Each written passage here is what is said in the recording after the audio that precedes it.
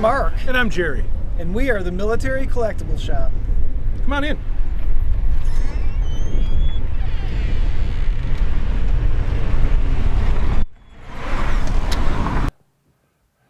We at the Military Collectible Shop are always buying war relics and battlefield souvenirs. We can't just pick up a catalog and order this stuff.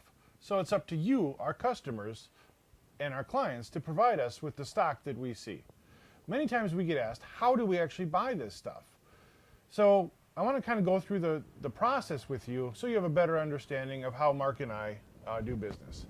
So once you contact us with the collection that you might have for sale, and you can either email us pictures to our email, or if we can see the collection in person, because we generally need to see the pieces in person to give you an accurate evaluation. But Mark and I each go through and we make separate lists of what we see, and we total up those lists, coming up individually with a value.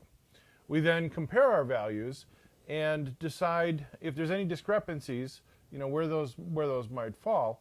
And then we come up with both what we figure we can sell the items for and what we can pay you for. Obviously, we are a business. We do need to make some money at this, but we try to make it fair to both parties involved so that it's a win-win situation. You get to sell the entire collection and we buy the entire collection. Fascinating. So what I'm wondering about this helmet is the lining. I wonder if we can clean that up with some neat's foot or some kind of something. Well, that'd be a good idea. Hello.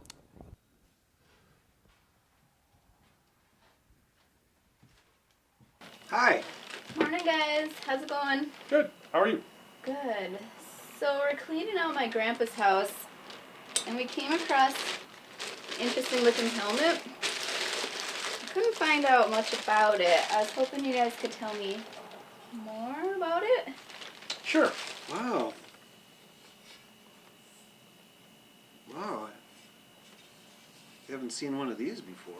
No, this is actually a fairly rare helmet.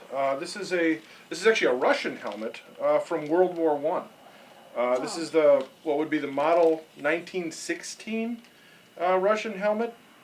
A lot of people confuse the 1916 and the 1917 version. The 1917 version actually uses a leather liner and was more frequently used by the Finnish troops, where they actually used reindeer leather. Don't tell Santa. But then after the war, these were also used by the Polish army in some numbers. But a relatively rare and sought-after helmet. Wow. Any idea of what it might be worth? I would think a helmet in this condition, in the original paint, still with the liner really intact, and it is missing the chin strap. But that was a fairly thin leather piece, so those are often found missing, so it's not a real detractor. You still have the size stamp there, the size 57. I would think that this helmet in this condition would retail between $1,000 and $1,200. Wow. Really? For this? Yeah, a lot of collectors are looking for it. Wow. Are you looking to sell it? Might be able to make a deal. What are you thinking? We would be able to give you, I'd say, $600. Yeah, I think 6 would be fair. That sounds good to me. Okay. 600. Do we got a deal?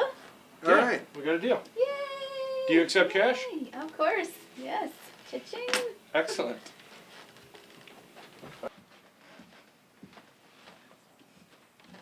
Wow, I can't believe they gave me $600.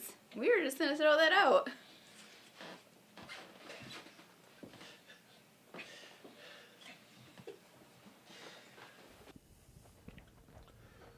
The Military Collectible Shop. History that you can hold.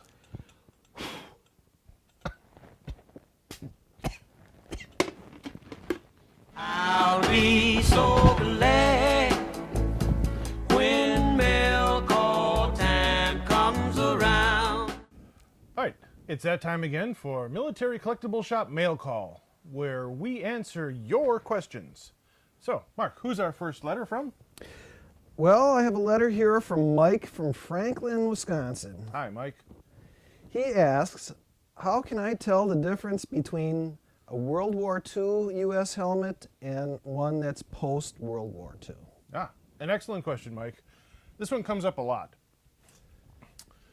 There's a lot of questions with the U.S. helmets because while they started producing this style in 1942, it was used all the way through 1983. So the main things that we look for in an original World War II era helmet in its original World War II configuration are a few things. First, there's a seam on the edge. The front seam was made up until 1943. In 1944, it migrated to the back.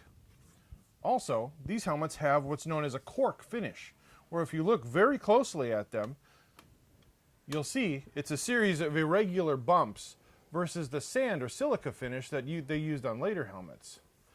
Also, the chin straps are connected to what are called bails. On the early helmets, these bails were fixed or welded right to the helmet. This was a problem when GIs would put them on the ground to sit on them. These bails would actually break from the weight, causing the chin straps to fall off.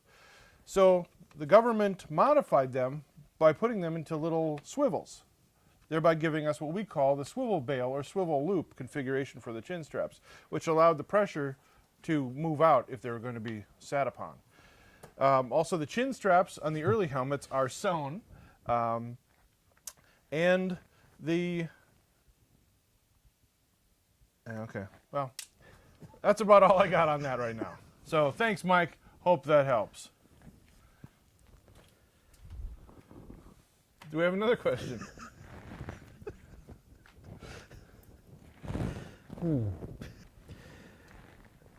Bob from Racine wants to know what his helmet is worth. There's no picture. Oh, good job, Bob. Well, what's my car worth? It's green. Yeah. No, we really need more information before we can give you a value. Helmets were used militarily since the dawn of time. They were used in World War I, World War II, Korea, Vietnam, Desert Storm, whatever Whatever we're doing whatever now. we're doing now, and whatever we're doing in the future. So in order to give a value, we really need to see a lot of the details because, as they say, the devil's in the details, and so is the value. All right. We get that question a lot. We don't do get that question quite a bit. Okay, what else do we got? Tom from Milwaukee writes, I have a 48-star American flag, but the stars aren't in the typical straight rows. Why is that? Ah, good question, Tom. The 48-star flag was up until recently the longest flown American flag. It lasted from 1912 till 1959. But prior to 1922, there was no standardization as to the star pattern on the field. So the early flags that you see tended to use what they call the staggered star pattern, where the rows are actually staggered, versus the ones that we see we're more familiar with, the straight row, which was standardized at about 1942. You'll also notice that the dark blue field is more of a federal blue than the lighter blue often seen on the earlier staggered type star patterns. Both are still official flags, as no U.S. flag ever becomes obsolete. So wave it proudly, Tom. Thank you.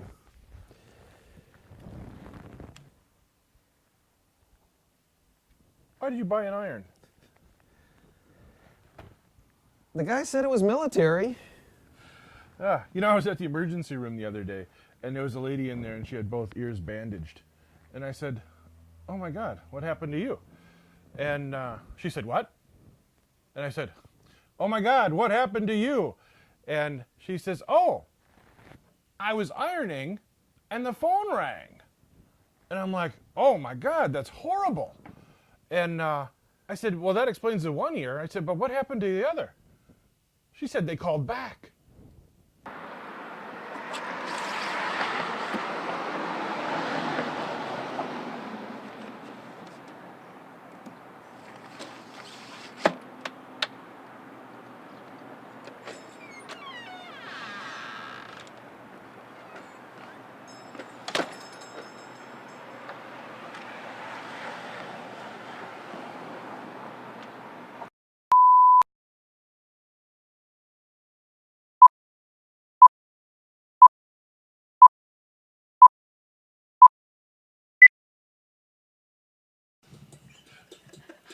something for the outtakes.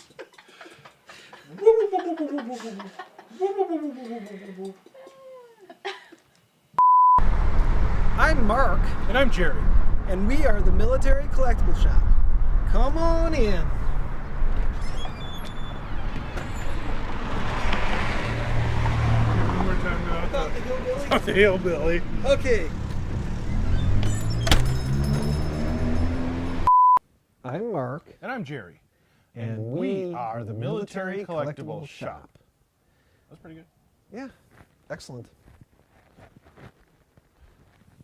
You think that'll go viral? Take one. Is this a liquor store? It can be. There's my giant head. I'm going to eat Mark. I'm Mark, And I'm Jerry. and We're we, the- whatever. Where? Is it where or we are? We are? Yeah, let's do we are. All right. Take two. 3, 2, 1.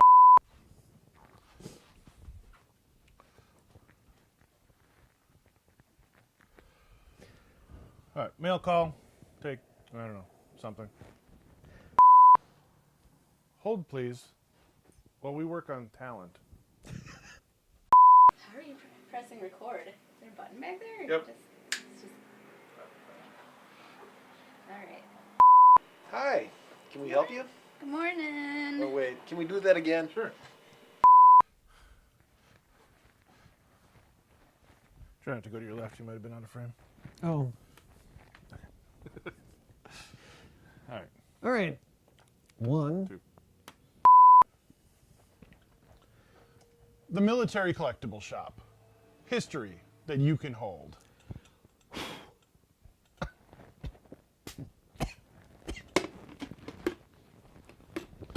Oh.